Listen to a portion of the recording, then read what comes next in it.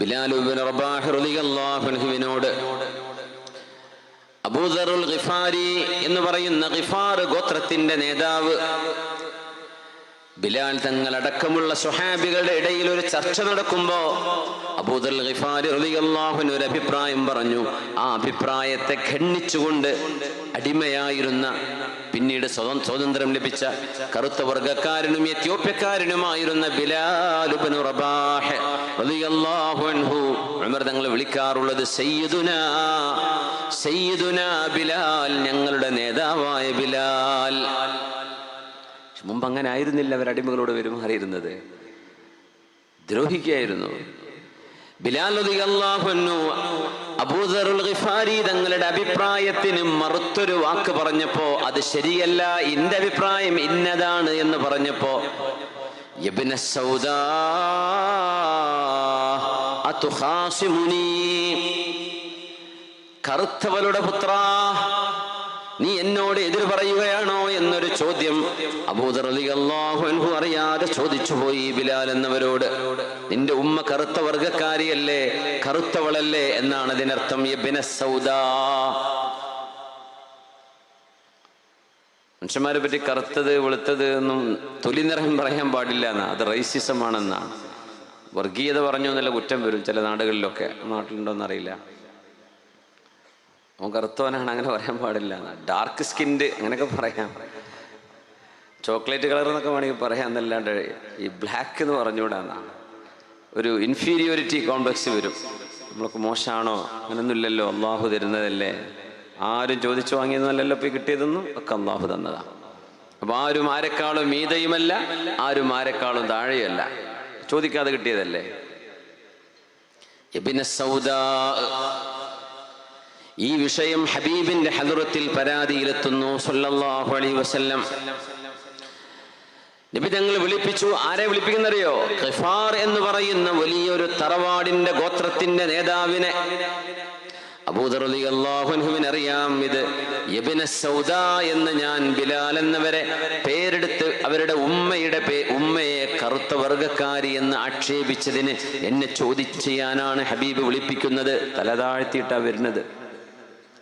ഹബീബായ നബി ഒരൊറ്റ ചോദ്യം, അയ്യർതഹു ബി ഉമ്മിഹി, ബിലാലിന്റെ ഉമ്മയെ നിങ്ങൾ കുറ്റം പറഞ്ഞോ? ആ ഉമ്മയുടെ പേര് പറഞ്ഞ് ബിലാലിനെ നിങ്ങൾ വേദനിപ്പിച്ചല്ലേ? തല താഴ്ത്തി സങ്കടപ്പെട്ടു അബൂ ദർ റളിയല്ലാഹു അൻഹു. വന്നുപോയതാണ്. എന്നിട്ട് പറഞ്ഞു, ഇന്നകംറുൻ ഫീക ജാഹിലിയ, ഇസ്ലാം വരുന്നതിന് മുമ്പ്, ഞാൻ നബിയായി വരുന്നതിന് മുമ്പ് നിങ്ങൾ ജാഹിലിയ കാലത്ത് ഇതുപോലെയുള്ള ഡയലോഗുകൾ പറയാറുണ്ട്. പക്ഷേ മുസ്ലിമായതിനു ശേഷം നിങ്ങളത് നിർത്തേണ്ടതല്ലേ? എന്തുകൊണ്ട് നിങ്ങൾ നിർത്തിയില്ല? നിങ്ങൾക്ക് ഇസ്ലാമിന്റെ മുമ്പത്തെ ജാഹിലിയത്തിന്റെ അജ്ഞാന കാലത്തിന്റെ ദുഷിച്ച സ്വഭാവങ്ങൾ അബൂ ദർറെ നിങ്ങളിൽ ഇപ്പോഴും ബാക്കിയുണ്ടല്ലേ? വിധങ്ങൾ ശാസിച്ചു. ശാസന കേട്ട് ഒരു കരിമ്പടം തലയിൽ പുതച്ചിട്ട് ഇങ്ങനെ മുഖം കാണിക്കാതെ നടന്നുപോയി അബൂ ദർ റളിയല്ലാഹു അൻഹു മദീനത്തെ തെരുവിലൂടെ. നാണക്കേടുകൊണ്ട് പറഞ്ഞു തെറ്റിപ്പോയല്ലോ. ജമാഅത്ത് നിസ്കാരം നടക്കാൻ പോകുമ്പോ മസ്ജിദുൻ നബവിയിലേക്ക് വരുന്ന പ്രധാന വഴിയിൽ ഇതേ ഗോത്രത്തിന്റെ നേതാവ് അബൂ ദറുൽ ഗിഫാരി റളിയല്ലാഹു അൻഹു ഇടത്തെ കവിൾ മണ്ണിലേക്ക് വെച്ചുകൊണ്ട് പച്ച മണ്ണിൽ കിടക്കുന്നു. എല്ലാരും ചോദിച്ചു, എന്തിനായി കിടത്തം? ഞാനൊരാളെ കാത്തിരിക്കുകയാണ്. ഇപ്പൊ ബിലാൽ എന്നവർ വരുന്നത് കാത്തിരിക്കുകയാണ്. ബിലാൽ റളിയല്ലാഹു അൻഹു നിസ്കാരത്തിന്റെ സമയമാകുമ്പോ വാങ്ക് വിളിക്കാൻ വരും. ബിലാൽ റളിയല്ലാഹു അൻഹു വരുന്നവരെ ഇടത്തെ കവിൾ മണ്ണിലേക്ക് ചേർത്ത് വെച്ച് ഒരൊറ്റ കിടത്താണ്. ആൾക്കാരൊക്കെ കാണുന്നുണ്ട്. ഇതൊരു വലിയൊരു നേതാവായി ചെയ്യുന്നത്. ബിലാൽ തങ്ങൾ കടന്നു വന്നപ്പോ പറഞ്ഞു, ബിലാലേ ബിലാലേ നിങ്ങളൊന്ന് നിൽക്കണം, ഞാൻ ഈ കിടക്കുന്നത് നിങ്ങൾക്ക് വേണ്ടിയാണ്. കറുത്തവളുടെ പുത്ര എന്ന് ബിലാലെ എന്റെ നാവിലൂടെ ഞാൻ അങ്ങയെ വിളിച്ചത് അങ്ങയെ വേദനിപ്പിച്ചല്ലേ, എനിക്ക് മാപ്പ് തരണം. നിങ്ങളിലേക്ക് മാപ്പ് തന്നു എന്ന് എനിക്ക് ബോധിക്കണമെങ്കിൽ നിങ്ങളുടെ മണ്ണിൽ ചവിട്ടുന്ന കാലുകൊണ്ട് എന്റെ വലത്തെ കവിളിലൊന്ന് ചവിട്ടി തരണം. ഇതാണ് മാറ്റം. ഈ മാറ്റം ഉണ്ടാക്കിയവരാണ് അഷ്റഫുൽ ഖൽഖ് സ്വല്ലല്ലാഹു അലൈഹി വസല്ലം. ബിലാൽ റളിയല്ലാഹു അൻഹു തരിച്ചുപോയി. എന്താണ് ഈ പറയുന്നത്? ബിലാൽ എന്നിവരെ പറഞ്ഞു, കൈഫ അത്ഉ അലാ വജ്ഹിൻ ത്വാലമാ സജദ ലില്ലാഹ്, അല്ലാഹുവിന് എത്രയോ സുജൂദ് ചെയ്ത ഒരു മുഖം, ഒരു നെറ്റിത്തടം, ആ നെറ്റിത്തടത്തിൽ ഞാൻ എന്റെ കാലുകൊണ്ട് ചവിട്ടുകയോ? ഞാനത് ചെയ്യൂല. എഴുന്നേൽക്കുന്ന അബൂദർറേ, നഹ്നു ഇഖ്വത്തുൻ ഫില്ലാഹ്, നമ്മൾ അല്ലാഹുവിന്റെ മാർഗത്തിൽ സഹോദരങ്ങളല്ലയോ എന്ന് പറഞ്ഞ് ആലിംഗനം ചെയ്ത് പരസ്പരം പൊരുത്തപ്പെട്ടു കൊടുക്കുന്ന ഒരു സമൂഹത്തിലേക്കുള്ള മാറ്റം 23 കൊല്ലത്തിനിടക്കാണ്. ഇത് അത്ഭുതമല്ലേ? ഒരു വീടോ ഒരു മഹല്ലോ ഒരു പഞ്ചായത്തോ അല്ല ഇത് മാറിയത്. ജസീറത്തുൽ അറബിന്റെ ഒരറ്റം മുതൽ മറ്റേ അറ്റം വരെ, യൂറോപ്പിന്റെ പടിവാതിൽ വരെ, ലോകത്തോട് വിട പറയുന്നതിന്റെ ഏതാനും മാസങ്ങൾക്ക് മുമ്പ്, 2-2.5 മാസങ്ങൾക്ക് മുമ്പ് ഹബീബായ നബി തങ്ങൾ നടത്തിയ ഹജ്ജിൽ അല്ലാഹുവിന്റെ ഹബീബിന്റെ കൂടെ ഹജ്ജ് ചെയ്തത് ചരിത്രപ്രകാരം 1,23,000 ആളുകളാണ്. ഹജ്ജിന് വരാൻ പറ്റിയവർ, പിന്നെ ഒരുപാട് ആളുകൾ who couldn't make it, രോഗികളും പ്രായമുള്ളവരും അസുഖമുള്ളവരും വാഹനം കിട്ടാത്തവരും, എത്രയായിരക്കണക്കിന് ആളുകൾ. ഇതൊരു വലിയ മാറ്റമല്ലേ? ആ ഹജ്ജിന്റെ വേളയിലാണ് അഷ്റഫുൽ ഖൽഖ് സ്വല്ലല്ലാഹു അലൈഹി വസല്ലമ തങ്ങൾ അവിടെ നിന്ന് ഓതി കൊടുക്കുന്നത് ബിസ്മില്ലാഹിർ റഹ്മാനിർ റഹീം. اليوم أكملت لكم دينكم وأتممت عليكم نعمتي ورضيت لكم الإسلام دينا. മനുഷ്യനെന്നാണോ ലോകത്ത് ആവിർഭാവം കുറിച്ചത്, ആ നിമിഷം മുതൽ ദൈവികമായ അള്ളാഹുവിന്റെ നിയമസംഹിത ലോകത്തുണ്ട്. അതിന്റെ പേരാണ് ഇസ്ലാം. അത് ആദം നബിക്ക് കൊടുത്തിട്ടുണ്ട് അലൈഹിസ്സലാം, ഹവ്വാ ബീവിക്ക് കൊടുത്തിട്ടുണ്ട്. ഇദ്രീസ് നബി അത് ഏറ്റെടുത്തവരാണ്. നൂഹ് നബി അലൈഹിസ്സലാം അതിന്റെ പ്രചാരകരായ റസൂലാണ്. മനുഷ്യനെന്നിവിടെ കാലുകുത്തിയോ അവിടെ മുതൽ എങ്ങനെ ജീവിക്കണമെന്ന ഒരു ബൈലോ, ഒരു പ്രൊഡക്റ്റ് ഉണ്ടാക്കിയാൽ അത് എങ്ങനെ ഓപ്പറേറ്റ് ചെയ്യണമെന്നൊരു കടലാസും കൂടെ അതിൻ്റെ ഒപ്പം ഉണ്ടാവില്ലേ? ഒരു മൊബൈൽ ഫോൺ വാങ്ങിച്ചവരെ ആ ബുക്കൊന്നും നമ്മൾ അധികം ഓതാത്ത കിതാബാന്ന് മാത്രം, പക്ഷേ അതിൻ്റെ കൂടെ ഒരു ചെറിയ കിതാബ് ഉണ്ടാവും പല ഭാഷയിലും. ഇതിങ്ങനെയാണ് ഓപ്പറേറ്റ് ചെയ്യേണ്ടത്. ഈ മനുഷ്യനെ ഉണ്ടാക്കിയ പടച്ചു തമ്പുരാൻ അതിൻ്റെ ഒരു ഓപ്പറേഷൻ മാനുവൽ ഉണ്ടാക്കണ്ടേ? ശുദ്ധ ഖുർആൻ അതാണ്, തൗറാത്ത് അതായിരുന്നു, സബൂർ അതായിരുന്നു, ഇൻജീൽ അതായിരുന്നു, സുഹഫ് ഇബ്രാഹിം അലൈഹിസ്സലാം അതായിരുന്നു. അമ്പിയാക്കന്മാരിലൂടെ കൈമാറി വന്ന അള്ളാഹുവിന്റെ സന്ദേശം ഖിയാമത്ത് നാൾ വരെ നിലനിൽക്കും. നമ്മളൊക്കെ ഇനി ഇസ്ലാമും കിട്ടുപോയി എന്ന് വിചാരിക്കുക, ഇസ്ലാം എന്ന് രാജിവെച്ചു എന്ന് വിചാരിക്കുക, ഇവിടെ ഇസ്ലാം നിലനിൽക്കും. അതൊരു പ്രത്യേകതയാണ്. അത് ചിന്തിക്കുന്നവർക്ക് ആലോചിച്ചാൽ തന്നെ മനസ്സിലാവും. കുറേ ശത്രുത വെച്ചിട്ടോ ഇനിയിപ്പോൾ കുറേ ആൾക്കാരെ കൊന്നു, കുറേ പണ്ഡിതന്മാരെ കൊന്നി ഗ്രൂപ്പിലേക്കാണ് പോണത്, പോയിക്കോ, ഒരു കുഴപ്പമില്ല. അള്ളാഹു പോകണ്ട, നീ പോവല്ലേ, ഒരാളിവിടെ എണ്ണം കുറയും, അങ്ങനെയൊന്നും പറഞ്ഞിട്ടില്ല. പോയിക്കോ, നിന്റെ ചോയ്സ് അല്ലേ, നീ വേണ്ടത് ചെയ്തോ.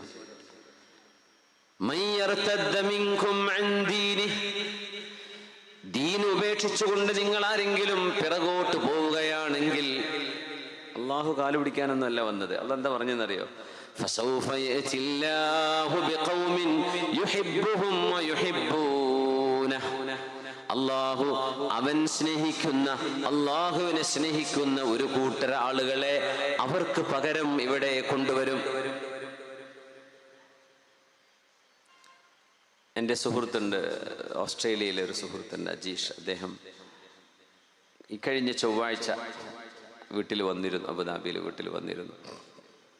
അപ്പോൾ സംസാരിച്ചപ്പോൾ അവരുടെ ചെറിയൊരു ലൊക്കാലിറ്റി മെൽബണിലെ, അവിടെ ഒരു ദിവസം മിനിമം 5, 6, 7, 10 വരെ ആളുകൾ ഷഹാദത്ത് ചൊല്ലി ഇസ്ലാം സ്വീകരിച്ചു പോകുന്നുണ്ട്. ഞാൻ ചോദിച്ചത് വേറെ ഏതെങ്കിലും നാട്ടുകാരാണോ, അല്ല ഓസ്ട്രേലിയൻ ഒറിജിനൽ നേറ്റീവ്സ് അവിടുത്തെ നാട്ടുകാരാണോ എന്ന് ചോദിച്ചു. അതേ, നാട്ടുകാർ. അപ്പം അവിടെയൊക്കെ നിസ്കരിക്കാൻ പള്ളികൾ, വഖഫ് ചെയ്ത പള്ളികൾ കുറവാണ്, ഒക്കെ പ്രയർ ഹാളുകളായിരിക്കും. അപ്പോൾ ഇവർ 2-3 മാസമൊക്കെ പള്ളിയിൽ വന്നൊരു മൂലക്ക് ഇരിക്കും, നിസ്കാരം ഇങ്ങനെ കാണുമെന്ന് പറഞ്ഞു. എങ്ങനെയാണ് അവർ നിസ്കരിക്കുന്നത് എന്നിങ്ങനെ കണ്ടുപിടിക്കുകയാണ്. അങ്ങനെ കണ്ട് 2-3 മാസമൊക്കെ കഴിഞ്ഞവർ ഇസ്ലാം പഠിക്കും. എന്നിട്ടാണ് ഇവർ ഈ കലിമ ചൊല്ലുന്നത്. ഞാൻ ആലോചിക്കുക, നമ്മുടെ നാട്ടിലൊക്കെ യുക്തിവാദി സംഘങ്ങൾ, അവരുടെ ഫേസ്ബുക്കിൽ കുറേ അംഗങ്ങളുണ്ട്, കുറേ നമ്മളെ പേരുള്ള ആൾക്കാർ, അവരെന്നെയായി എഴുതുന്നതൊക്കെ. കാരണം എന്തോ ഒരു സ്വാതന്ത്ര്യം കിട്ടിയ പോലെയൊക്കെ തോന്നും. അങ്ങനെയാണ് നിസ്കരിക്കണം, 5 വക്ത് നിസ്കരിക്കണം എന്ന് പറഞ്ഞാൽ ഭാരമാണ്. ഈ ഒന്നും ആലോചിക്കേണ്ട, കടന്നുറങ്ങിക്കുമെന്ന് പറഞ്ഞാൽ എന്ത് രസമാണ് കേൾക്കാൻ. അപ്പം അതിന് ആളെ കിട്ടാൻ എളുപ്പമാണ്. ഇങ്ങനെ ഒരു ഭാഗത്തുനിന്ന് കൊഴിഞ്ഞു പോകുന്നു എന്ന് സങ്കല്പിക്കുക, നടക്കുന്നു എന്ന് തന്നെ സമ്മതിക്കുക. അപ്പുറത്ത് നിന്ന് അള്ളാഹുവിനെ സ്നേഹിക്കുന്ന, അള്ളാഹു സ്നേഹിക്കുന്ന ആളുകൾ കൂട്ടം കൂട്ടമായി ഇതിലേക്ക് വന്നുകൊണ്ടിരിക്കുകയാണ്. ഇതൊന്നും ആരും എണ്ണം തയ്ക്കാനൊന്നല്ല കൊണ്ടുവരുന്നത്. നമുക്കൊന്ന് ആൾക്കൂട്ടം കുറേ എണ്ണം കാണിക്കുക, ഇതിൻ്റെ ഒന്നും ഒരു ആവശ്യമില്ല. നമ്മൾ എണ്ണം കൊണ്ട് കൂടിപ്പോയി കുടുങ്ങിയ ആൾക്കാരാണ്. ഇതിലേക്ക് വരുന്നത് മനസ്സിലാക്കിയിട്ടാണ്. Islam by choice, Islam by birth. രണ്ട് ഇസ്ലാമുണ്ട്. ഒന്ന് ജന്മം കൊണ്ട് മുസ്ലിം ആയവർ, അവർക്ക് അതിൻ്റെ വില അറിയില്ല. അതിൽപ്പെട്ട നമ്മളൊക്കെ. വാപ്പാക്ക് ഇഷ്ടം പോലെ മുതലുണ്ടായിരുന്നു. അപ്പോൾ ജനിച്ചപ്പോഴേ വാപ്പാൻ്റെ കച്ചവടം, ബിസിനസ്സും, സ്ഥലവും, പറമ്പും, കൊട്ടാരവും ഇതൊക്കെ കണ്ടിട്ടാണ് വളർന്നത്. ആ മക്കൾക്ക് പൈസൻ്റെ വില അറിയില്ല. അവരെ കുറ്റം പറഞ്ഞിട്ട് കാര്യമില്ല, അവർ കണ്ടു വളർന്നതല്ലേ. നമ്മുടെ അവസ്ഥ ഇപ്പം അങ്ങനെയാണ്. നേരെ മറിച്ച് ഇസ്ലാം അറിയില്ലായിരുന്നു. അതിനെ പഠിച്ച് അറിഞ്ഞ് മനസ്സിലാക്കി ഇത് ജീവിത വ്യവസ്ഥിതിയാണ്. എല്ലാറ്റിലും ഇതിൽ നിയമങ്ങളുണ്ട്. ഇസ്ലാം തൊട്ടുപോകാത്ത ഒരു വിഷയവും ലോകത്തില്ല. ഇത് മനുഷ്യനിർമ്മിതമാവാൻ ഇടയില്ല എന്ന് തിരിച്ചറിഞ്ഞ് ഇസ്ലാം നെഞ്ചിലേക്ക് ചേർത്ത് വെക്കുന്ന ആളുകൾ ഇസ്ലാം ബൈ ചോയ്സ്, ഇഖ്തിയാർ കൊണ്ട് മുസ്ലിമായവരാണ്. തെരഞ്ഞെടുക്കുകയാണ് അവർ ദീനിനെ.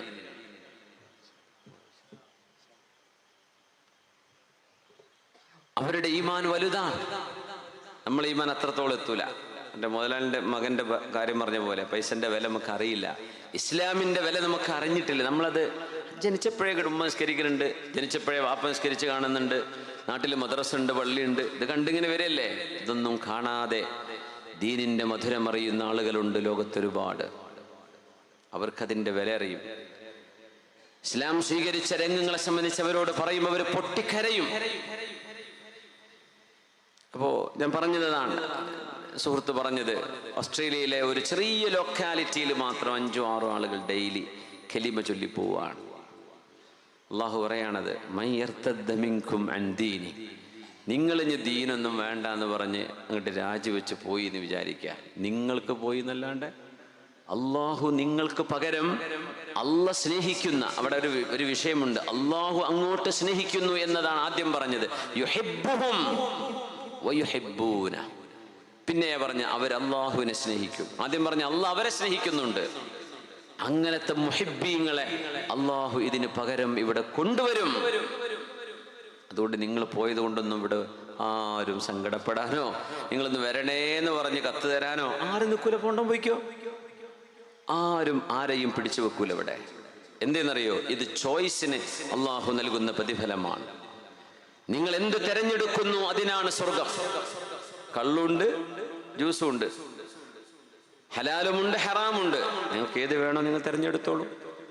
നീ തുടരുത്. ഹറാമ് തൊടുമ്പോഴും കയ്യങ്ങ് ഉണങ്ങിപ്പോവുക, അതൊന്നും ഉണ്ടാവില്ല. അതെടുത്ത് കുടിക്കാനൊക്കെ പറ്റും. നിങ്ങളുടെ കയ്യിന് സ്വാധീനം അള്ളാഹു തന്നിട്ടുണ്ട്, പൈസ തന്നിട്ടുണ്ട്. നിങ്ങൾ എന്ത് ചെയ്യുന്നു, അത് എടുക്കുന്നുണ്ടോ എടുക്കുന്നില്ലയോ, അത്രയേ അള്ളാഹു നോക്കണുള്ളൂ. അതിനാണ് പ്രതിഫലം, അതിനാണ് സ്വർഗം. പുണ്യനിബിതങ്ങൾ ഹജ്ജത്തുൽ വിദായിൽ ജനങ്ങളോട് സംസാരിക്കുകയാണ്. ബിസ്മില്ലാഹിർ റഹ്മാനിർ റഹീം. അൽയൗമ അക്മൽതു ലക്കും ദീനക്കും വഅത്മംതു അലൈക്കും നിഅമതി വറളീതു ലക്കുമുൽ ഇസ്ലാമ ദീനാ. അൽയൗമ അക്മൽതു ലക്കും ദീനക്കും, ഞാൻ നിങ്ങൾക്ക് നിങ്ങളുടെ ദീൻ ഇന്ന് പൂർത്തിയാക്കി തന്നിരിക്കുന്നു.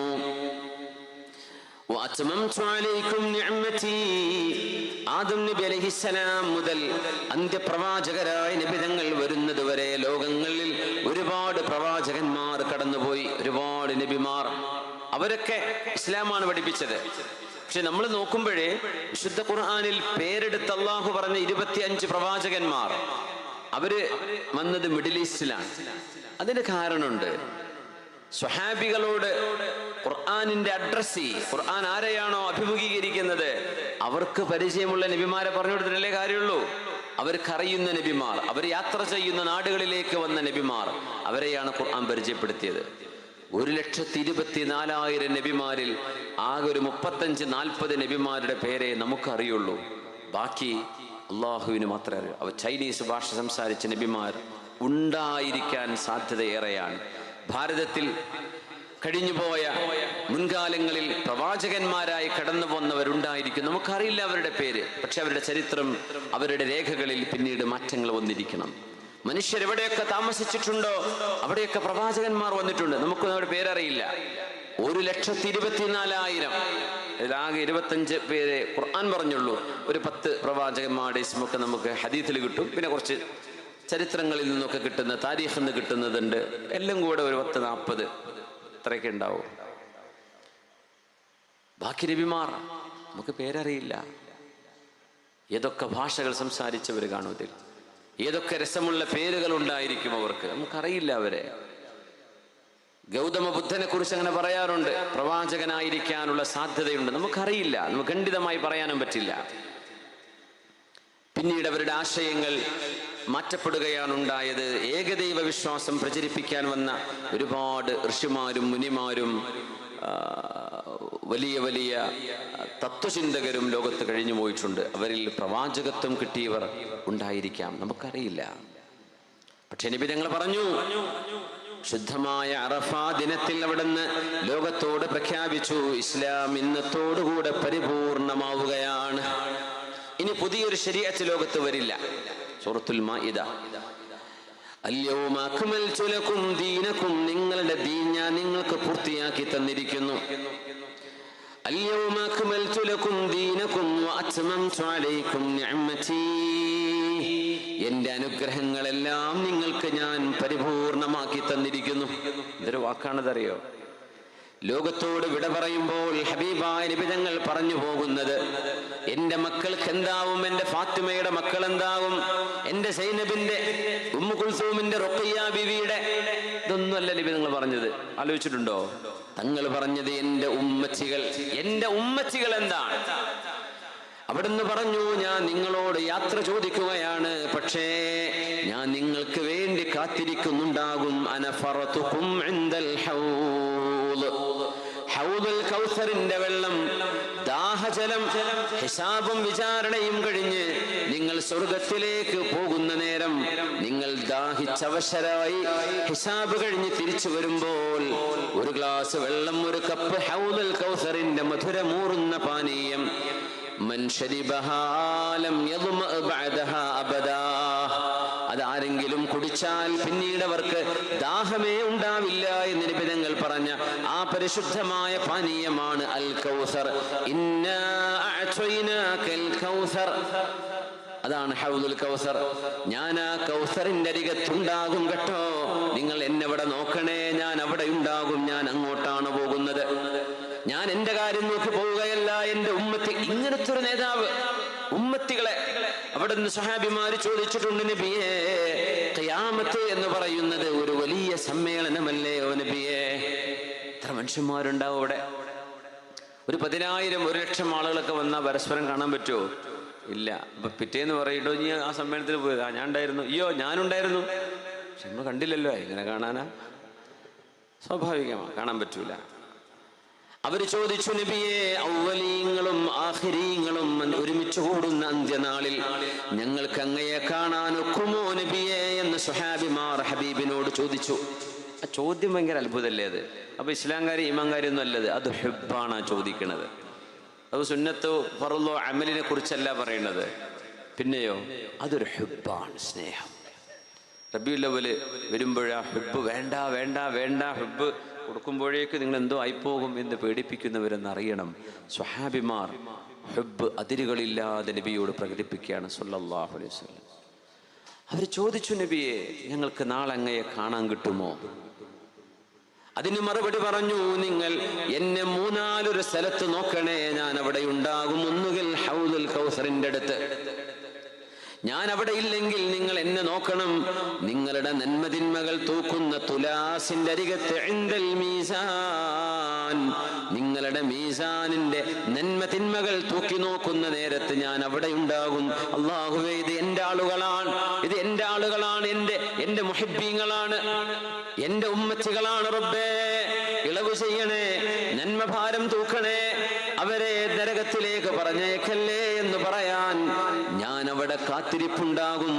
മീസാനിന്റെ അരികത്തും നിങ്ങൾ എന്നെ കണ്ടില്ലെങ്കിൽ നിങ്ങൾ എന്നെ നോക്കേണ്ടത് ഇൻദ സിറാത്ത് ജിസ്റുൻ മദ്റൂബുൻ അലാ മത്നി ജഹന്നം, നരകത്തിന്റെ മീതെ അല്ലാഹു സ്ഥാപിച്ച ഒരു പാലമാണ് സിറാത്ത്. അഹദ്ദു മിനസ് സൈഫ്, വാളിനേക്കാൾ മൂർച്ചയുള്ളതാണത്, മുടിയേക്കാൾ നേരിയതാണ് എന്ന് ഹദീസിലുണ്ട്. ഇപ്പൊ നടക്കാൻ പറ്റുമോ എന്ന് ചിന്തിക്കേണ്ട. ദുന്യാവിൽ നമ്മുടെ കാല് കൊള്ളാൻ മാത്രം സ്ഥലം വേണം നടക്കാൻ. ദുന്യാവിന്റെ ഈ ഡൈമെൻഷൻസ് അല്ല ആഖിറത്തിൽ. അതുകൊണ്ട് അതിനെപ്പറ്റി ചോദ്യമില്ല. നടക്കും, നടക്കേണ്ടി വരും. ആ ഒരു സിറാത്തിലൂടെ നിങ്ങൾ കയറിയാലാണ് സ്വർഗത്തിലേക്ക് എത്തുന്നത്. നിങ്ങൾ സിറാത്ത് കടക്കുമ്പോൾ ആ പാലം തുടങ്ങുന്നിടത്ത് ഞാൻ ഉണ്ടാകും. അല്ലാഹുമ്മ സല്ലിം, അല്ലാഹുമ്മ സല്ലിം, അല്ലാഹുമ്മ സല്ലിം. പടച്ചവനെ രക്ഷപ്പെടുത്തണേ, അല്ലാഹുവേ രക്ഷപ്പെടുത്തണേ, അല്ലാഹുവേ രക്ഷപ്പെടുത്തണേ എന്ന് പറയാൻ ഞാൻ അവിടെ ഉണ്ടാകും. ഈ മൂന്നാലൊരു സ്ഥലത്ത് നിങ്ങൾ എന്നെ കാത്തിരിക്കണം, ഞാൻ അവിടെ ഉണ്ടാകും. എന്നല്ലാതെ ഞാൻ എൻ്റെ മക്കളെ കിട്ടുമ്പോൾ അവരെയും കൊണ്ടങ്ങ് പോവല്ല. ഗ്രൂപ്പൊക്കെ കഴിഞ്ഞിട്ട് ഇങ്ങനെ എയർപോർട്ടിൽ എത്തിയിട്ടല്ല അവനവൻ്റെ ബാഗ് കിട്ടുമ്പോൾ പിന്നെ തിരിഞ്ഞു നോക്കാതെ പോകുന്ന ആൾക്കാർ. ഒന്നുമല്ല, സന്തോഷം കൊണ്ടാണത്. നാളെ ഹിസാബ് കഴിഞ്ഞ് സ്വർഗത്തിലാന്ന് പറയുമ്പോൾ പിന്നെ വേറെ നോക്കാനൊന്നും തോന്നൂല. കൊട്ട ബാഗേറ്റ് പോലായിരിക്കും. ദുന്യാവ് തന്നെ എങ്ങനെ ഉംറക്കൊക്കെ ഒരു 2 ആഴ്ചയും 3 ആഴ്ചയൊക്കെ ഒരുമിച്ച് നിന്നിട്ട് ഭയങ്കര കമ്പനിയായി ഒരേ റൂമിലായിരിക്കും. കോഴിക്കോട് എയർപോർട്ടിൽ നിന്ന് സാധനം കിട്ടിയാൽ വലിച്ചങ്ങ് പോകും. എൻ്റെ വണ്ടി വന്നിട്ട് ഞാൻ പോവുക. എന്നാൽ കൂടുതലുള്ള ആൾക്കാരൊക്കെ ഒന്ന് കാണാൻ സലാം പറയാൻ പോലും നമുക്ക് തോന്നൂല. എന്തേ? നമുക്ക് വീട്ടിലേക്ക് എത്തണം. പുണ്യനിബിതങ്ങൾ സ്വർഗത്തിലേക്ക് ആദ്യം പോകുന്നവരാ. പക്ഷെ ഹബീബ് നമ്മളെ കാത്തിരിക്കും സല്ലല്ലാഹു അലൈഹി വസല്ലം. അങ്ങനത്തെ ഒരു നേതാവിനെയാണ് അല്ലാഹു നമുക്ക് നൽകിയത്. ആ നേതാവിന്റെ പേരിൽ നമ്മൾ ചൊല്ലുന്ന സ്നേഹപ്രകടനമാണ് സ്വലാത്തുകൾ, മൗലിദ് പാരായണം, ഹബീബിന്റെ മദ്ഹുകൾ പറയുന്നത്. എപ്പോഴും പറയണം. റബീഉൽ അവ്വലിലാകുമ്പോൾ പ്രത്യേകിച്ചും അതൊരു ഉണർവാണ്, അതൊരു ഊർജമാണ്. അവിടെന്ന് പറഞ്ഞു സല്ലല്ലാഹു അലൈഹി വസല്ലം, എൻ്റെ എല്ലാ അനുഗ്രഹങ്ങളും നിങ്ങൾക്ക് ഞാൻ പൂർത്തിയാക്കി തന്നു. വഅത്മംതു അലൈക്കും നിഅമതി. ബക്കറ്റ് വരാനായ 3 സ്വലാത്ത് ചൊല്ലണേ. സല്ലു അലൻ നബി മുഹമ്മദിൻ വആലി. അല്ലാഹുമ്മ സ്വല്ലി അലാ സയ്യിദിനാ മുഹമ്മദിൻ വഅലാ ആലി സയ്യിദിനാ മുഹമ്മദിൻ വബാരിക് വസല്ലിം അലൈഹി. ചൊല്ലിക്കോളി. അല്ലാഹുമ്മ സ്വല്ലി അലാ സയ്യിദിനാ മുഹമ്മദിൻ وعلى آل سيدنا محمد وبارك وسلم عليه. اللهم صل على سيدنا محمد وعلى آل سيدنا محمد وبارك وسلم عليه. جزاكم الله خيرا. بسم الله الرحمن الرحيم. اليوم أكملت لكم دينكم وأتممت عليكم نعمتي ورضيت لكم الإسلام دينا. ഇന്ന് ഞാൻ ഇസ്ലാമിനെ നിങ്ങൾക്ക് പൂർത്തിയാക്കി തന്നിരിക്കുന്നു. എൻ്റെ അനുഗ്രഹങ്ങൾ മുഴുവനും ഞാൻ നിങ്ങൾക്ക് പൂർത്തിയാക്കി തന്നിരിക്കുന്നു. തങ്ങളുടെ നിഅമത്ത് നമുക്ക് അല്ലാഹുവിൻ്റെ നിഅമത്ത് അല്ലാഹു ഈ ഉമ്മത്തിന് പൂർത്തിയാക്കി തന്നു.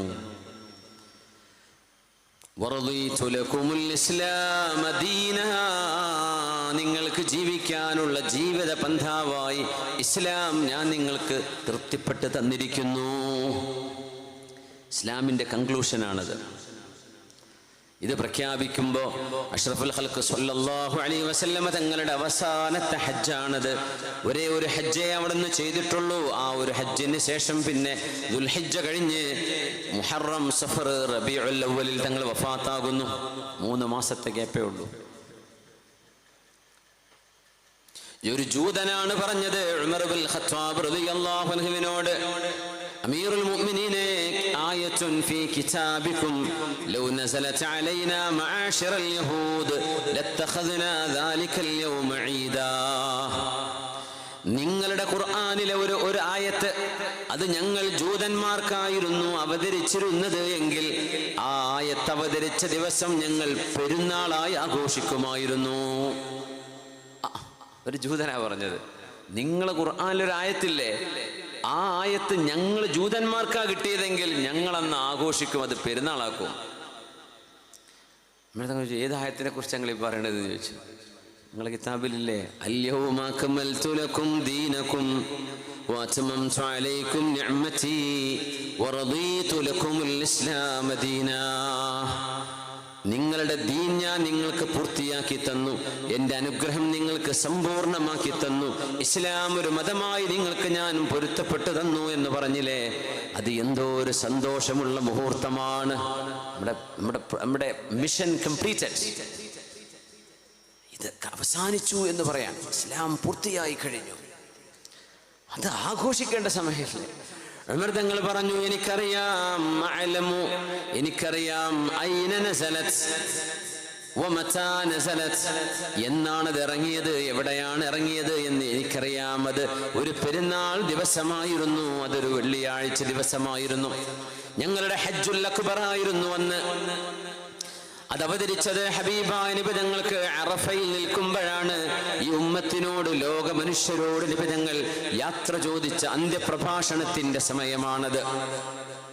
ഞങ്ങൾക്ക് ഓർമ്മയുണ്ടത്, ഞങ്ങൾക്ക് പെരുന്നാളായിരുന്നു, അറഫയിൽ ഇറങ്ങിയ ആയത്താണത് എന്ന് ഉമർ റളിയല്ലാഹു അൻഹു തിരിച്ചു മറുപടി കൊടുത്തു. ഇസ്ലാം പൂർത്തിയാക്കി തന്നു.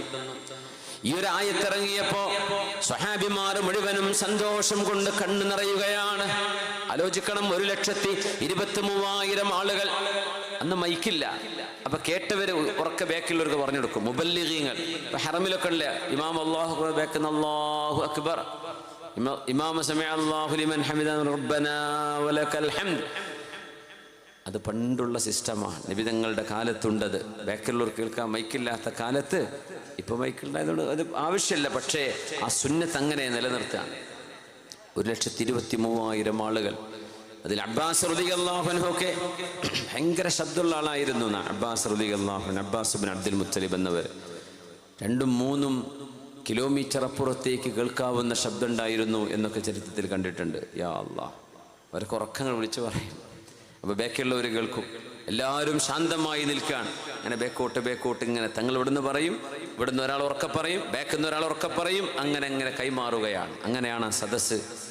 1,23,000 സ്വഹാബിമാർ. ഇസ്ലാം പൂർത്തിയായി എന്ന് കണ്ടപ്പോൾ എത്ര യുദ്ധങ്ങൾ, എത്ര സന്ധികൾ, എത്രയൊക്കെ പ്രതിസന്ധികൾ, എത്ര ആളുകളുടെ ജീവൻ, എത്ര ആളുകൾ ഷഹീദുകളായി, ഇതൊക്കെ ആലോചിച്ചവർ കരയാണ്. പക്ഷേ ഹബീബായ നബി തങ്ങളുടെ സ്വല്ലല്ലാഹു അലൈഹി വസല്ലം തങ്ങളുടെ ജീവന്റെ ജീവനായ ഒരു കൂട്ടുകാരൻ, പ്രവാചകന്മാർ മുഴുവനും സ്വർഗത്തിലേക്ക് കടന്നാൽ ഈ കൂട്ടുകാരനാണ് പിന്നെ സ്വർഗത്തിലേക്ക് അമ്പിയാക്കൾ കഴിഞ്ഞാൽ ഉടനെ കടക്കാൻ പോകുന്ന ഔലിയാക്കളുടെ നേതാവായി, അല്ലെങ്കിൽ സ്വഹാബികളിലെ നേതാവായി, അഷ്റഫുൽ ഖൽഖിന്റെ ഉമ്മത്തികളിലെ ഏറ്റവും സ്ഥാനമുള്ള ഒരു മഹാനുണ്ട്. അതാരെന്നറിയില്ലേ? മഹാനായ ഹബീബിന്റെ കൂട്ടുകാരൻ സ്വാഹിബുഹു ഫിൽ ഗാർ അബൂബക്കർ സിദ്ദീഖ് റളിയല്ലാഹു അൻഹു.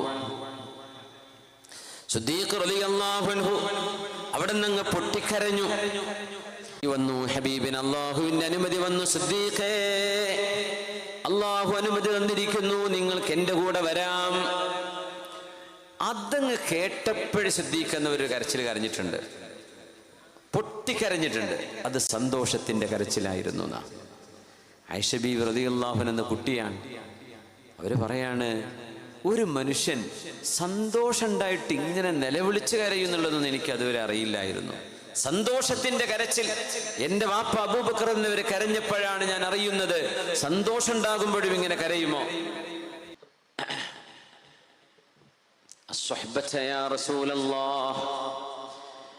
ജീവന് ഭീഷണിയുള്ള ഒരു യാത്രയാണത്. ആ യാത്രയിൽ ഹബീബിന്റെ കൂടെ ഞാനും വരട്ടെയോ എന്നൊരു ചോദ്യം മഹാനായ സിദ്ദീഖ് റളിയല്ലാഹു അൻഹു ചോദിക്കുമ്പോൾ ഹബീബായ നബി തങ്ങൾക്ക് എന്ത് അപകടം ഉണ്ടായാലും ആ അപകടത്തിന്റെ ഒരു അംശം സിദ്ദീഖ് തങ്ങളിലേക്കായിരിക്കും വരിക.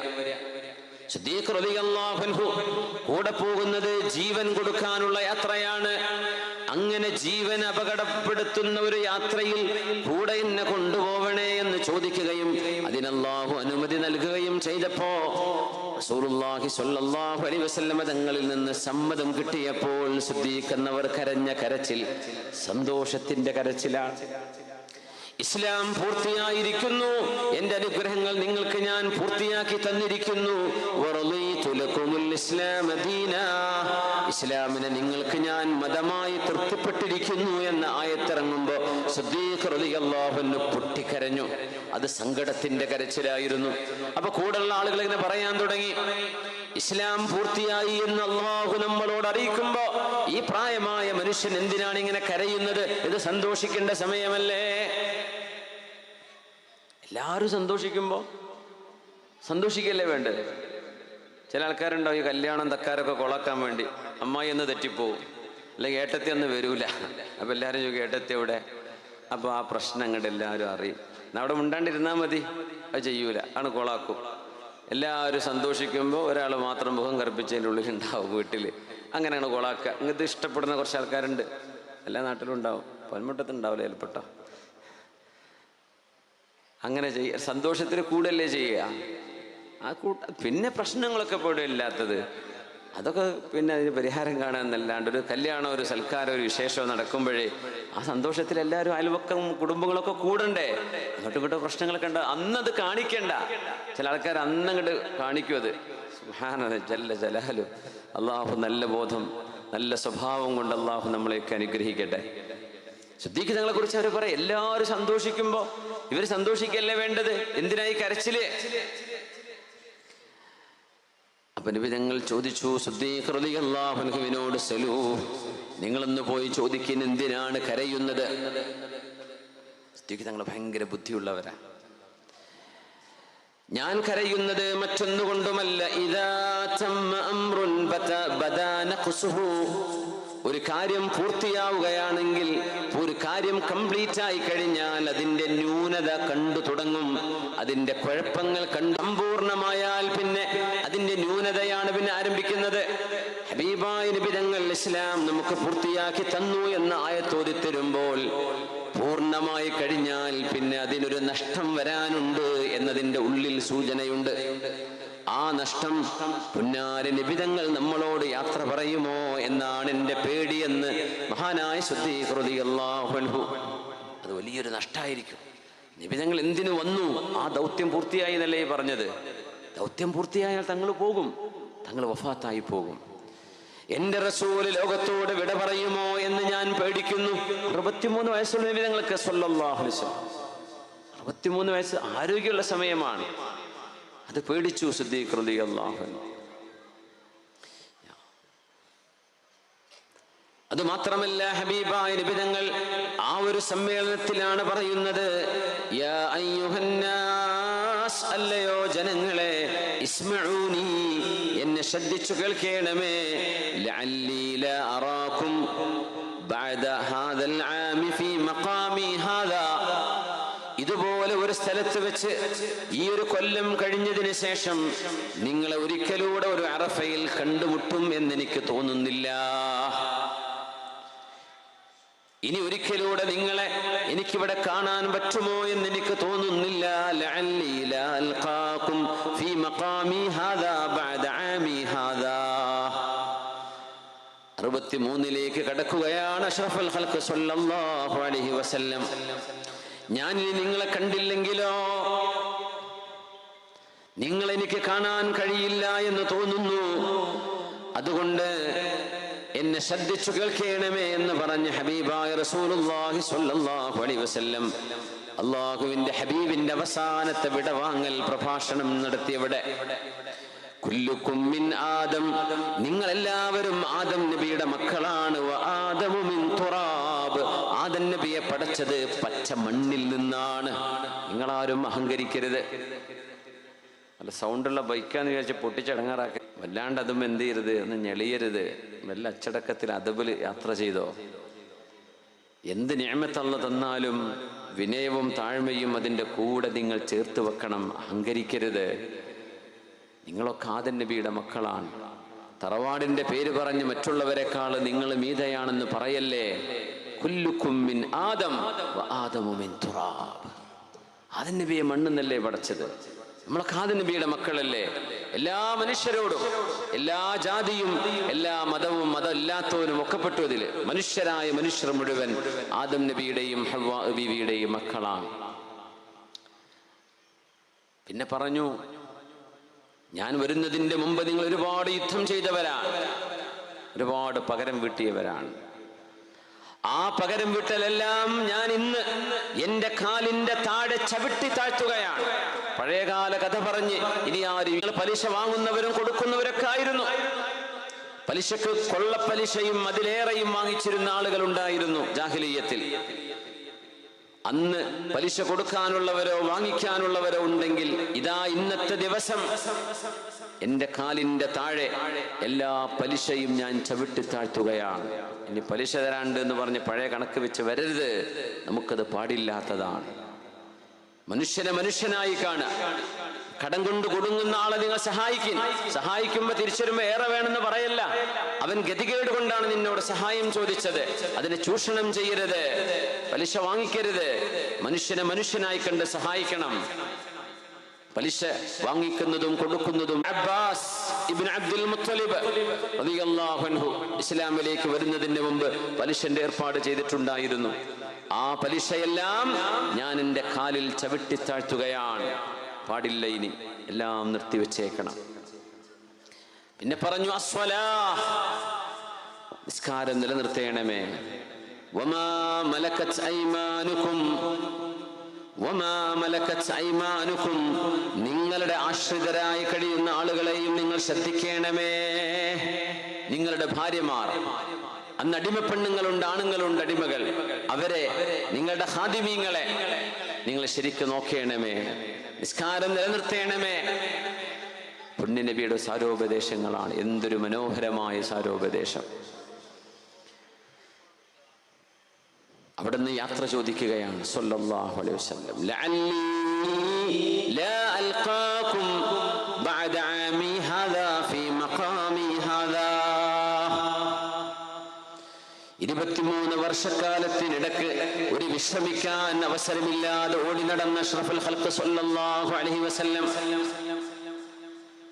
23 വർഷക്കാലത്തെ ഈ ത്യാഗം കൊണ്ട് നിബിധങ്ങൾ എന്തു നേടി എന്ന് ചോദിച്ചാൽ ദുന്യാവ് നേടിയിട്ടില്ല, സമ്പത്തുണ്ടാക്കിയിട്ടില്ല. ദാരിദ്ര്യമായിരുന്ന ഹബീബ് വഫാത്താകുമ്പോൾ പോലും വീട്ടിലേക്ക് വീട്ടുകാർക്ക് തിന്നാൻ വേണ്ടി വാങ്ങിച്ച ബാർലിയുടെ ധാന്യമണികൾ തരുന്നത്, അന്നെന്റെ വാള് തിരിച്ചു തന്നാൽ മതി എന്ന് പറഞ്ഞ് ജൂതന് നിബിധങ്ങൾ വാള് പണയപ്പെടുത്തി എന്ന് കേൾക്കാം. പണയം പറയുമ്പോൾ ആ ബാങ്ക് പണയെന്ന് ചിന്തിക്കേണ്ട, അത് ആ പണയല്ല, ഇതിവിടെ വെച്ചോ, എനിക്ക് പൈസ തരാൻ പറ്റിയില്ലെങ്കിൽ ഇത് നിങ്ങൾ എടുത്തോ. പുണ്യ നിബിധങ്ങൾ വഫാത്താകുമ്പോൾ അവിടുത്തെ വാളോ അല്ലെങ്കിൽ പടയെങ്കി, രണ്ടഭിപ്രായങ്ങളാണ്. അത് ജൂതന്റെ അരികത്ത് പണയപ്പെടുത്തിയതാണ്, പലിശക്കല്ല എന്ന് ചേർത്ത് വായിക്കണേ. ഹബീബായ നിബിധങ്ങൾ അങ്ങനെയാണ് ലോകത്തോട് വിട പറയുന്ന. 23 കൊല്ലം പിന്നെ എന്തിന് ത്യാഗം ചെയ്യണം? അക്ഷരായ ആളുകൾ ചിന്തിക്കാൻ വേണ്ടി ഞാൻ പറയാണ്. പുണ്യനബിയെ നിങ്ങൾ വെറുതെ അങ്ങ് തെറ്റിദ്ധരിക്കാൻ വലിയ പണിയൊന്നുമില്ല. വെറുതെ അങ്ങ് തെറ്റിദ്ധരിക്കുക, ഒരു ന്യായം വേണ്ടേ? എന്തിന് നിബിധങ്ങൾ ഉഹദിലും ബദറിലും ഇറങ്ങണം? പലരും മതം ചൂഷണം ചെയ്യുന്നവരാണ്. പുണ്യനബിക്കത് ചെയ്യാമായിരുന്നോ? തങ്ങളത് ചെയ്തോ? ഇല്ല. അവിടുന്ന് വരുമ്പോ സമ്പത്തുണ്ടായിരുന്നു എന്ന് പറയേണ്ടി വരും. ഖദീജ ബീവി റളിയല്ലാഹു അൻഹയെ കല്യാണം കഴിച്ചയിടം മുതൽ. പക്ഷേ നബി വഫാത്താകുമ്പോ ഒരു തൂലിന്റെ കഷ്ണമുണ്ട്, ഒരൽപ്പം ഈത്തപ്പഴമുണ്ട്, ഇത്രയേ ഉണ്ടായുള്ളൂ. മദീനയിൽ കൊട്ടാരമുള്ള സഹാബിമാരുണ്ടെന്നവിടെ. സുബൈർ ഇബ്നുൽ അവ്വാം റളിയല്ലാഹു അൻഹു, നബി തങ്ങൾക്കതില്ല സ്വല്ലല്ലാഹു അലൈഹി വസല്ലം. എന്തിന് ഇതൊക്കെ ചെയ്യണം? അല്ലാഹു ചെയ്ത ത്യാഗം, അല്ലാഹുവിന് വേണ്ടി ചെയ്ത ത്യാഗമാണ്, വേറൊന്നുമില്ല. ലാ അസ്അലുകും അലൈഹി മിൻ അജ്രിൻ ഇൻ അജ്രിയ ഇല്ലാ അലല്ലാഹ്. നിങ്ങൾക്ക് ഞാൻ മതം പഠിപ്പിച്ചു തരുന്നതിന് നിങ്ങളോട് ഞാൻ ഒരു പ്രതിഫലവും ചോദിക്കുന്നില്ലേ. എനിക്ക് നൽകുന്ന പ്രതിഫലം അല്ലാഹു നൽകുന്നതാണ്. ഇത് പറയാത്ത പ്രവാചകന്മാരില്ല. അഷ്റഫുൽ ഖൽഖ് തങ്ങളും അങ്ങനെ തന്നെ. ഒന്നും സമ്പാദിച്ചിട്ടില്ലല്ലോ. എന്തെങ്കിലും ഉണ്ടാക്കണ്ടേ? വേറെ ലക്ഷ്യം തങ്ങൾക്കുണ്ടായിരുന്നെങ്കിൽ ചെയ്തില്ലല്ലോ സ്വല്ലല്ലാഹു അലൈഹി വസല്ലം. എന്തിന്? നമ്മെ സ്വർഗത്തിലേക്ക് കൈപിടിച്ചു കൊണ്ടുപോകാൻ തന്നെയാണ്. വ്യാഴാഴ്ച ദിവസം ഹബീബായ നബി തങ്ങൾക്ക് പനി ബാധിക്കുന്നു, അവിടത്തേക്ക് തളർച്ച വരുന്നു. ആയിഷ ബീവി റളിയല്ലാഹു അൻഹയ്ക്ക് അന്ന് തലവേദനയുണ്ട്. ആയിഷ ബീവി റളിയല്ലാഹു അൻഹ എന്റെ തലയെ എന്ന് പറഞ്ഞ തലവേദന കൊണ്ട് ആയിഷ റളിയല്ലാഹു അൻഹ വിഷമിക്കുമ്പോ അഷ്റഫുൽ ഖൽഖാണ് പറഞ്ഞത്, ബൽ വാറസാ, ആയിഷ നിങ്ങളുടെ തലവേദനയല്ല, എനിക്കുണ്ട് തലവേദന, നിങ്ങളുടേത് ഞാൻ ഏറ്റെടുത്തേക്കാം. എന്റെ തലവേദന വലുതാണ്, വലിയ വേദനയുണ്ട് എനിക്ക് എന്ന് ഹബീബായ നബി തങ്ങൾ പറഞ്ഞിട്ടുണ്ട്. അവിടുത്തെ നെറ്റിയിൽ കൈവച്ച് നോക്കുമ്പോൾ തീ പൊള്ളുന്ന ചൂടുണ്ട്. ആ പനി വരുന്നത് വ്യാഴാഴ്ച ദിവസമാണ്. വ്യാഴം, വെള്ളി, ശനി, ഞായർ, തിങ്കൾ ഹബീബ് ലോകത്തോട് വിട പറയുന്നു. വ്യാഴാഴ്ച ദിവസത്തെ കുറിച്ച് ഹബീബായ റസൂലുള്ളാഹി സ്വല്ലല്ലാഹു അലൈഹി വസല്ലം തങ്ങൾക്ക് വറഅസാ ബൽ അന വറഅസാ والله لولا أن يتمنى متمن أو يدعي مدع لأرسلت إلى أبيك وإلى أخيك فأكتب لهم كتابا. ആയിഷ ബീവി, നിങ്ങളുടെ വാപ്പയെ വിളിച്ച് നിങ്ങളുടെ സഹോദരൻ അബ്ദുറഹ്മാൻ ഇബ്നു അബീ ബക്കർ റളിയല്ലാഹു അൻഹുവിനെ വിളിച്ച് ഞാനൊരു വസിയത്ത് ചെയ്താലോ എന്ന് പോലും ഞാൻ ഓർത്തു പോവുകയാണ്. ആയിഷ, എനിക്ക് മരണം അടുത്തിരിക്കുന്നു എന്ന് എനിക്ക് തോന്നുന്നുവെന്ന് റസൂലുള്ളാഹി സ്വല്ലല്ലാഹു അലൈഹി വസല്ലം. അതിന്റെ തൊട്ട് തലേ ദിവസമാണ് ഖറജ റസൂലുള്ളാഹി ഇലൽ ബഖീഇൽ അർഖദ്, ഹബീബായ നബി തങ്ങൾ ജന്നത്തുൽ ബഖീഇലേക്ക് ചെല്ലുന്നു. അവിടെയാണ് അഹ്ബാബുകൾ കിടക്കുന്നത്, അവിടെയാണ് ഹബീബിന്റെ മുഹിബ്ബീങ്ങൾ കിടക്കുന്നത്, അവിടെയാണ് ഹബീബിന്റെ ഈ ഉമ്മത്തിന്റെ ത്യാഗീവര്യന്മാരായ മഹത്തുക്കളും മഹദികളും കിടക്കുന്നത്. മദീന പള്ളിയോട് ചേർന്ന് കിടക്കുന്ന ഖബർസ്ഥാൻ, ആ വിശുദ്ധമായ ഖബർസ്ഥാനിൽ മറവ് ചെയ്യപ്പെടാൻ ഭാഗ്യമുള്ളവർ ഖബറിന്റെ ശിക്ഷയില്ലാതെ ഹിസാബില്ലാതെ രക്ഷപ്പെടുമെന്ന് മഹാന്മാർ. ഹബീബായ നബി തങ്ങൾ അവിടെ സന്ദർശിക്കുന്നു, അവർക്ക് വേണ്ടി ദുആ ചെയ്യുന്നു. എന്നിട്ട് നബി തങ്ങൾ പറഞ്ഞു, എനിക്ക് ഉഹദ് വരെ പോകണം. അവിടെയാണ് 70ഓളം സ്വഹാബിമാർ, ഹംസ റളിയല്ലാഹു അൻഹു എന്ന് പറയുന്ന ഹബീബായ നബി തങ്ങളുടെ പ്രിയപ്പെട്ട പിതൃ സഹോദരൻ അന്ത്യവിശ്രമം കൊള്ളുന്ന ഇടമാണ് ഉഹദിലെ ശുഹദാ. ഉഹദിലെ ശുഹദാഇനെ ചെന്ന് നബി തങ്ങൾ കാണുന്നു, അവർക്ക് വേണ്ടി ദുആ ചെയ്യുന്നു. കുറെ നേരം അവിടെ ഇരിക്കുന്നു. വരാൻ പോകുന്ന ഒരു ലോകത്തേക്ക് ഹബീബായ നബി തങ്ങൾ പാകപ്പെടുത്തുകയാണ്, അല്ലെങ്കിൽ ഒരുങ്ങുകയാണ് എന്ന് സ്വഹാബികൾക്ക് മനസ്സിലായി തുടങ്ങി. ഇലല്ലാഹി നഷ്കൂ ഇലല്ലാഹി നഷ്കൂ ഖസ്വതൻ ഫീ ഖുലൂബിനാ വഫീ കുല്ലി യൗമിൻ വാഇദുൽ മൗതി യൻജബൂ ഹുവൽ മൗതു മാ മിൻഹു മലാദു വമഹ്റബു ഇദാ ഹത്തദാ അൻ അർശിഹി ذاك يركب نؤمل آمالا ونرجو نتاجها وعل الردى مما نرجيه يقرب ونبني القصور الشامخات في الهوى وفي علمنا أننا نموت وتخرب. മരണം ഓർക്കുന്നത് കഠിനമുള്ള ഹൃദയങ്ങൾ ഒന്ന് ലോലമാവാൻ നല്ലതാണ്. മീസാൻ കല്ലുകളിലേക്കൊന്ന് നോക്കണേ. എത്ര പേർ ഭൂമിക്ക് മുകളിൽ നടന്നവരാണവർ, എത്ര വിശാലമായ വീടുകളിൽ പാർത്തവരാണ്. അവരുടെ വീട് ഒരു കൊച്ചു കൊച്ചു കല്ലിൻ്റെ അറയായി മാറിയില്ലയോ? ഇവിടേക്കാണ് ഞാനും വരുന്നത് എന്ന് ഓർക്കാൻ. അലാ കുൻതു നഹൈതുകും അൻ സിയാറത്തിൽ ഖുബൂരി ഫസൂറുഹാ. ഒരു കാലത്ത് ഞാൻ നിങ്ങളോട് പാടില്ലെന്ന് പറഞ്ഞത് ഞാനിതാ നിങ്ങളോട് കൽപ്പിക്കുകയാണ്, നിങ്ങൾ ഖബറുകൾ ചെന്ന് കാണണമേ. ഫഇന്നഹാ തുദക്കിറുകുമുൽ ആഖിറ, അത് നിങ്ങൾക്ക് പരലോകം ഓർമ്മപ്പെടുത്തുമെന്ന് നബിയുനാ റസൂലുള്ളാഹി സ്വല്ലല്ലാഹു അലൈഹി വസല്ലം. പരലോകം ഓർമ്മപ്പെടുത്തും. 2 സെന്റ് ഭൂമിക്ക് വേണ്ടി, 5 സെന്റ് ഭൂമിക്ക് വേണ്ടി, പൈസയ്ക്ക് വേണ്ടി തമ്മിൽ തല്ലുന്ന മനുഷ്യന്റെ ആർത്തിയും മനുഷ്യന്റെ അഹങ്കാരവും അവസാനിക്കാൻ മീസാൻ കല്ലുകൾ പറയുന്ന കഥ കേട്ടാൽ മതി. ഇങ്ങനെയൊക്കെ നടന്നവരാണ്. ആരൊക്കെയാണ് അവിടെ കിടക്കുന്നതിൽ? പിഞ്ചുമക്കളുണ്ട്, ചെറുപ്പക്കാരുണ്ട്, യുവാക്കളുണ്ട്, യുവതികളുണ്ട്, പ്രായമുള്ളവരുണ്ട്. എല്ലാവർക്കും കടന്നു പോകാനുള്ള സുരക്ഷിതമായൊരു വീട് നമ്മൾ വല്ലപ്പോഴും ഓർത്തു നോക്കിയിട്ടുണ്ടോ? ആ ഒരു യാത്ര നമുക്കും സുരക്ഷിതമാണെന്ന്. ഇലല്ലാഹി നഷ്കൂ ഖസ്വതൻ ഫീ ഖുലൂബിനാ വഫീ കുല്ലി യൗമിൻ വാഇലുൽ മൗതി യൻദബൂ. അല്ലാഹുവിനോട് നമ്മൾ പരാതി പറയുകയാണ്. ഖസ്വതൻ ഫീ ഖുലൂബിനാ, നമ്മുടെ ഹൃദയങ്ങളിൽ നമുക്ക് ഹൃദയത്തിന് കാഠിന്യമുണ്ട്, കരുണ തോന്നുന്നില്ല, ഇബാദത്തിന് ഉന്മേഷമില്ല. എന്നാൽ മരണത്തിന്റെ വിളിയാളം നമ്മുടെ മുമ്പിലൂടെ കടന്നു പോകുന്നില്ലേ? വാട്സപ്പുകളിൽ നമുക്ക് മെസ്സേജ് വരുന്നുണ്ട്, ഇന്നവർ മരണപ്പെട്ടു. പത്രങ്ങളിൽ കാണുന്നുണ്ട്, ഇന്നവർ മരണപ്പെട്ടു. ന്യൂസുകളിൽ കാണുന്നുണ്ട് മരണം കൂട്ടമായി നടക്കുന്നത്. മലവെള്ളപ്പാച്ചിൽ വരുന്നതിൽ ചലനമുണ്ടാക്കുന്നുണ്ടോ? അല്ലാഹുവിന്റെ ഹബീബ് 2 സ്ഥലങ്ങളാണ് അവിടെ സന്ദർശിച്ചത്. ഒന്ന് ജന്നത്തുൽ ബഖീ, മറ്റൊന്ന് ശുഹദാ ഉഹുദ്. ഉഹുദിലെ ശുഹദായിനെ ചെന്ന് കണ്ടു. ജന്നത്തുൽ ബഖീൽ കിടക്കുന്ന മഹാന്മാരായ സ്വഹാബിമാരെ കണ്ടു. ഹബീബായ നബി തങ്ങൾ സ്വല്ലല്ലാഹു അലൈഹി വസല്ലം രാത്രിയിൽ, അതീവ ഇരുട്ടുള്ളൊരു രാത്രിയിൽ, മഹാനായ അബൂ മുവൈഹിബ റളിയല്ലാഹു അൻഹുവിനോട് പറഞ്ഞു, യാ അബാ മുവൈഹിബ അസ്രിജ് ലീ ദബ്ബതി.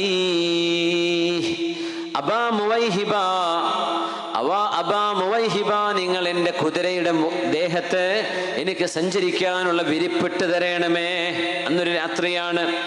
അബൂ മുവൈഹിബ റളിയല്ലാഹു അൻഹു കുതിരയെ സജ്ജമാക്കി കൊടുക്കുന്നു. ഫറകിബഹ, ആ വ്യാഴാഴ്ചയുടെ തലേ ദിവസം ഹബീബായ നബി തങ്ങൾ കുതിരപ്പുറത്ത് കയറുന്നു. ഫദഹബതു മഅഹു, അബൂ മുവൈഹിബ തങ്ങൾ ഹബീബിന്റെ കൂടെയുണ്ട്.